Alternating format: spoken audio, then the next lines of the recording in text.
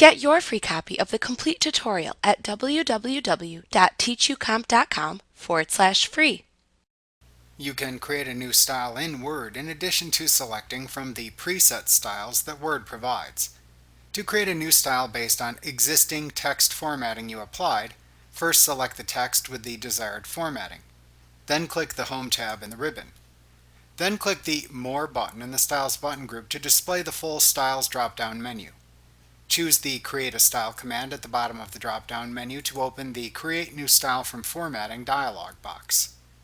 Type a name for the style into the name field. A preview of the style appears in the preview area. Then click the OK button to save the new style. The style then appears in the Styles list on the Home tab of the ribbon. To create a new style from scratch, click the Styles Task Pane Launcher button in the lower right corner of the Styles button group on the Home tab in the ribbon to open the Styles pane. Then click the New Style button at the bottom of the pane to open the Create New Style from Formatting dialog box. In the Properties section, type a name for the style into the name field. Then select the style type from the Style Type drop-down. The choices are paragraph, character, linked, paragraph and character, table, and list. This choice determines the choices for the rest of the dialog box. This example covers the paragraph choice. To base your new style on an existing style, make a choice from the Style Based On drop-down. To set the style of the following paragraph, make a choice from the Style for Following Paragraph drop-down. In the Formatting section, choose from the available formatting options to set the style's font, font size, font color, and any other available formatting options to create the new style.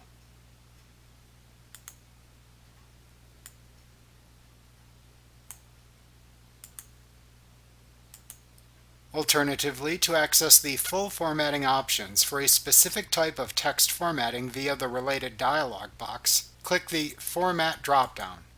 Then choose the related formatting dialog box to open by selecting either the font, paragraph, tabs, border, language, frame, numbering, shortcut key, or text effects choice in the drop-down menu that appears to open the related dialog box.